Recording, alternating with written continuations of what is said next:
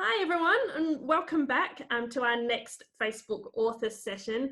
Today I'm really excited to welcome Deborah Abela.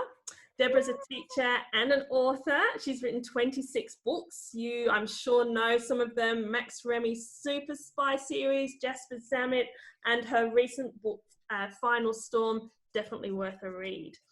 Deb's going to talk us through a session today that you can all get involved in. And welcome back to James Foley, author and illustrator, who's going to be drawing the visuals to go along with what Deb's talking about today. So really excited to have you both here, and I know everybody is excited to join in this session. So I will hand over to you, Deb. Welcome. Brilliant. Welcome. Thanks. Thank you, Joe. Welcome, everybody. Welcome, Littlescribers. So yes, my name is Deborah. I've wanted to be an author since I was about 7 years old.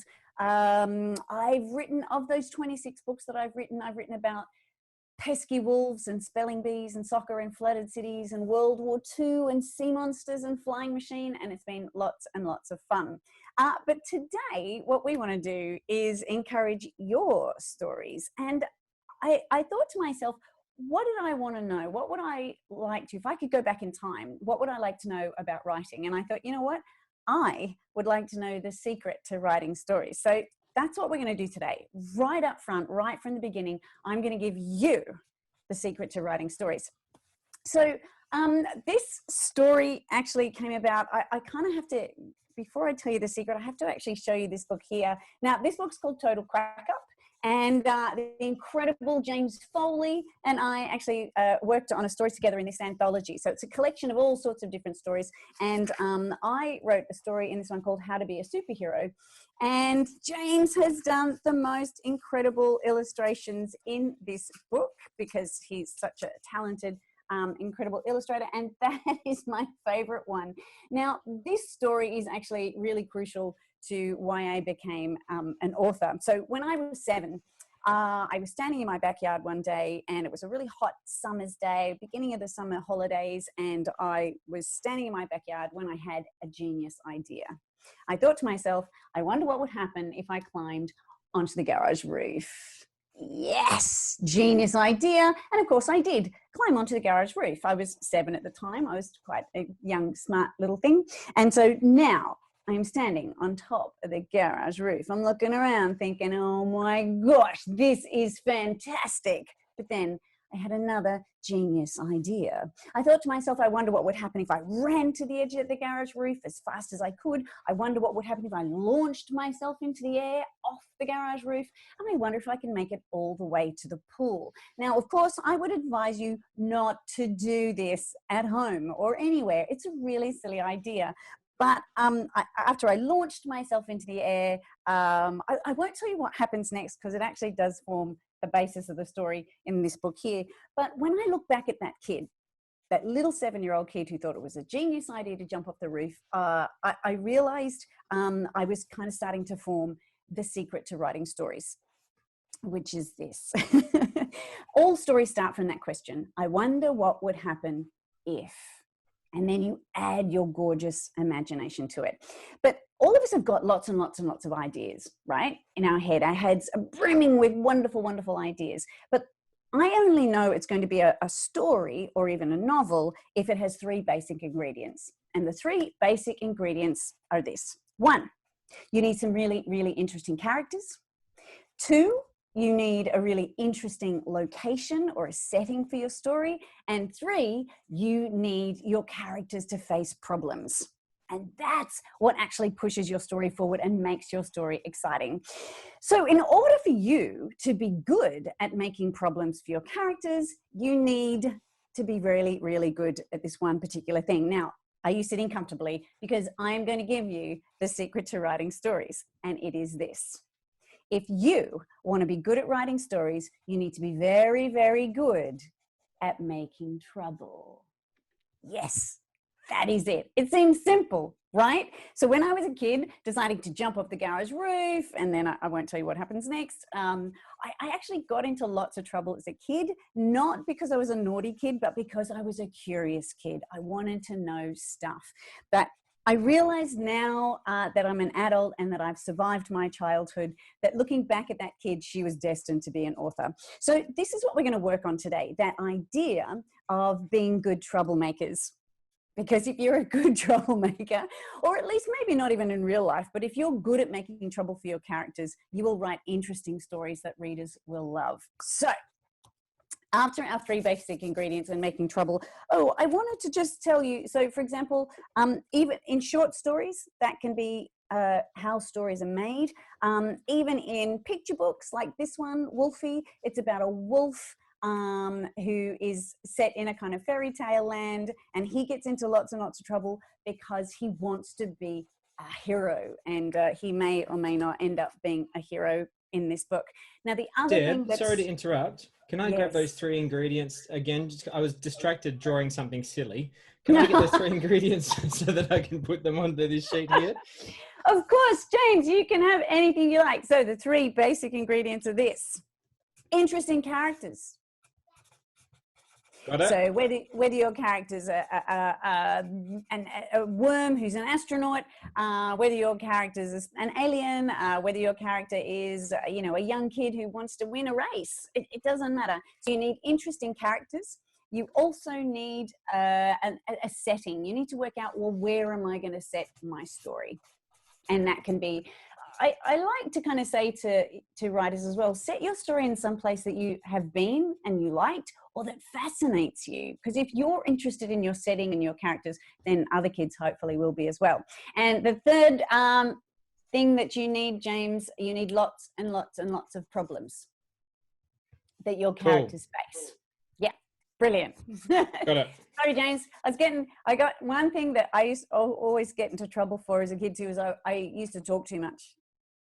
So sorry. It's not your fault at all. It's my fault. I was in trouble for drawing too much. I was too busy drawing you learning to fly off the shed. Look, brilliant. Look how genius that is. All right. So, okay. So once you've got your beautiful ideas and you've taken those ideas and you've got your 3 main ingredients for your story, that's when the troublemaking actually begins.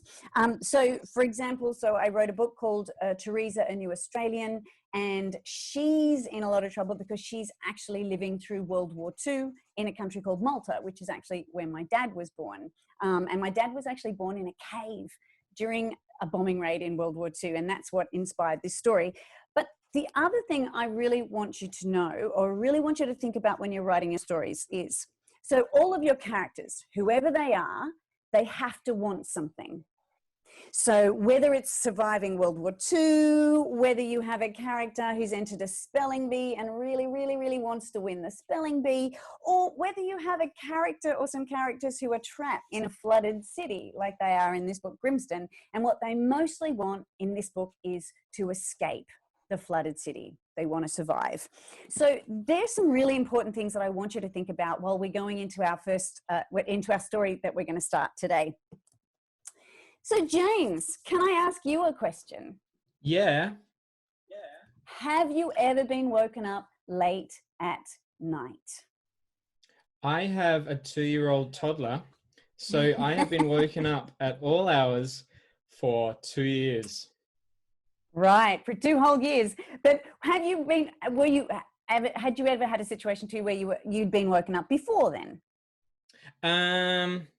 Yes. Yes, yeah.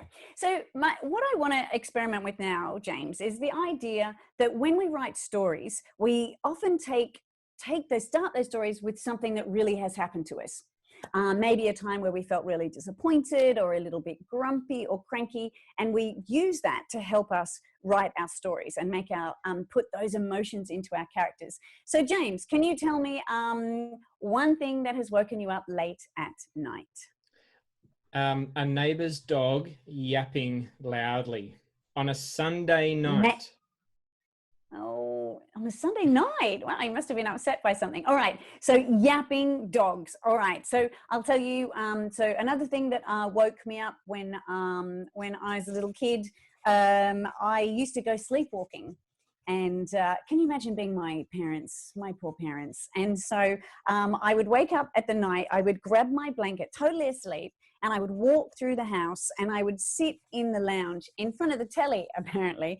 And then my parents would wake up in the night and check where all us kids were. And they'd go, oh my gosh, where's our favorite child? Because of course I'm their favorite child. Where is our favorite child? And they would search the whole house worrying that maybe I'd been kidnapped, but no, I'd be asleep on the lounge waiting for the TV to come on. I don't know. Anyway, what else do you reckon, James, could wake people up late at night? Are we doing real things or things we could make up? Oh, I reckon, what do you reckon has woken people up late at night? Real things, made up stuff? A UFO landing on your roof. UFO landing on the roof. So maybe at first you just hear a little bit of a clunk and you're not sure what it is, but it might be a UFO landing on your roof. I can tell you one thing that used to wake up my sister late at night. I'm a very restless sleeper, and so I'd roll and roll and roll, and the blankets would get all caught up around me. Now, my sister used to sleep on a bottom bunk, and I was on the top bunk, and I would roll and roll and roll sometimes so much that I would roll out of bed and I would fall from the top bunk to the floor. But because I've been wrapped up in all these blankets, I wouldn't wake up. I'd just kind of keep on sleeping and it was fine. But my sister would go, what was that? Because you would hear this enormous thump next to her bed. So that's all you need to do. Just think about all the times in your life you've been woken up late at night. So borrow from how you felt, borrow from that thing that woke you up late at night. And what we're going to do now, James, we're going to actually start a story. Right. Borrowing from that idea of being woken up late at night. And getting started is sometimes a really hard thing. So when you're writing a story, you think, oh, I've got all these great ideas, but what's my first sentence going to be? How am I going to start it? So we're going to help you out today. We're going to give you the beginning of this story. So James, I thought how about if this story started like this? What if we started with someone saying, what was that? And then I'm thinking perhaps there'll be two characters in this story. What was that? And then what if another character says, nothing. My brother complained. So it looks like we've got two characters. And then that character goes on to say, go back to sleep.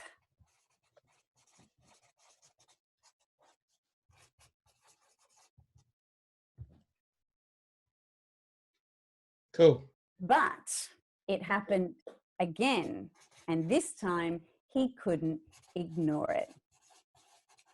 But it happened again. And this time he couldn't ignore it. Absolutely. Good scribing there, James. Well done. So you're welcome then to use this as the beginning of your story, or because you're in charge of this story now, you can change it any way you like. So maybe you don't want to start with that sentence. What was that? Maybe you want to start first with the thing that woke you up, the crash or the thud or the bang on your roof or the footsteps down the corridor. It's up to you. You can start this story however you like, or you're welcome to use the story starter that I've just given you there. So let's double check though if we've got our three main story ingredients, because that's really important. So we've got some characters. We've got, it looks like at the moment we've got two little boys asleep. We've got our problem. They've been woken up late at night. So that is a problem. We don't know exactly what it is just yet. But James, do we have a location in this story yet? Not yet. I mean, I'm assuming it's nighttime, but it doesn't even have to be nighttime. It could be anywhere that these two people are sleeping. Exactly. So where do you think they could be? I mean, obviously they could be in their bed late at night, but where else, James, do you reckon would be a fun place for these two kids to wake up? They could be in a tent in the woods. Yes. And maybe the thing that's woken them up is the slow opening of the zipper late at night. Dun, dun, dun. Or, yeah, that's exactly right. Or it could be the crunch of footsteps in the leaves next to the tent. Or what else do you reckon could wake them up in when in a camping situation, James? What about mrrr? Yes, it could be that, which may or may not be a cow. I don't know. All right, where else could they be though? They could have woken up on a ship. Yes. Which could be fun. They could have woken up in a submarine, which also could be fun. Maybe late at night they could be. Maybe they're in a boarding school and they've woken up next to a whole long row of beds of other boarders. Maybe they've woken up in an international space station because mum is the head of the International Space Station. So the location of this story is totally, completely up to you. So whatever you think might be a really fun place, but make sure you've got those 3 ingredients. And remember, we talked about what does your character want? Now, in this story, it depends on your characters. If one of the characters is like me and they've woken up late at night because of something that's a little bit weird, I would probably just pull the blankets over my head and want to go back to sleep. But a braver, more intrepid character might grab their teddy bear and say, I'm going to find out what that is, and walk out with their teddy bear ready to help protect them. I don't know. So this is my invitation to you. You're welcome to have that story starter exactly as it is. Maybe you want to write about 2 cousins, 2 best friends. Maybe you want to write about a sleepover and these kids wake up in a tent in grandma's backyard. It's up to you totally and completely to change that story as you would like. But what I would then like you to do is write what happens next. So what do these 2 characters do about being woken up late at night? And it's going to really depend on where they are. So if they're in a tent, or they're in their bedroom, or they're in a ship or a fancy hotel, they're probably going to do different things. It just depends. So I hope you have fun with that story. You let your imagination run wild. If you want, as James said before, to write about aliens, or at least it sounds like perhaps an alien spaceship has landed on your roof, that's completely and totally fine with me. But I want you to have fun. I want you to play with the story, and I want you to write what happens next. Thanks, Deb. What a great start to a story. And I think sometimes that's what we need. We just need that idea to make us go, yeah, I know that. I could be in that situation. She's talking about me. I've been woken up. I can imagine what's going to happen next. And just having that start can really help us to get going. So James is now writing out your challenges. So challenge number 1 is to continue Deb's story idea and really remembering the setting, the characters, and making trouble. And I know I've spoken to you many times, Deb, and I know that you love talking to kids about making trouble. So I do. It's really important to make trouble when you're writing stories, because if there are no problems for your characters, it's just not going to be very interesting. Absolutely. So Deb, we've been talking about another challenge for everyone watching. And that is, we would like to know who would be the kids who are taking part in this, who's their ideal audience? Who are they writing for? If they could think of anybody to read their writing, who would they love? So I'm going to pose that question to you today. If anybody could read your writing, who would it be? That's a great question. That is such a great question. And I guess the answer would be someone I really admire. And for me, it would be somebody whose writing I love. And I've actually had the chance to meet this person once years ago, and I was completely in awe. But if I could have anyone read a story that I've written, it would be the wonderful Kate DiCamillo. And she is a fantastic author. She's written a whole lot of books like Because of Winn-Dixie, The Miraculous Journey of Edward Tulane, The Tale of Despereaux. She is phenomenal, and I love her. And I would love Kate DiCamillo to have read one of my stories. Oh. Well, maybe Kate DiCamillo is watching this video now on Facebook, and maybe we'll get in touch with you. And that's what we'd really love to do. That would be great. We want to know who who you would like to read your writing, and the Littlescribe team are ready to take on that challenge and see if we can get people reading your writing. So continue with Deb's story and we'll see who we can get to read it. So tomorrow we are going to meet Kristin Durrell tomorrow. Shifting focus a little bit, we've had 3 days of creative, imaginative writing. Tomorrow we're going to look at some non-fiction writing and how we can write about things we know and give our opinion. So we've got James here drawing a picture of Kristin. So remember, we'd also love to see your pictures of yourself. You're becoming authors. So we'd love to see how you're representing yourself, either through a cartoon, a picture, a portrait, an emoji, however you'd like to represent yourself as an author. So join us tomorrow. Thank you so much, Deb, today. That was amazing. And I know that you've definitely sparked some ideas and hopefully not too much trouble in the homes. Only in your stories. Yeah, don't be making trouble for your beautiful friends or your lovely families or your gorgeous teachers, just when you write stories. That'd be good. Thank you again, James. James will join us again tomorrow, and we'll see you all then. Bye.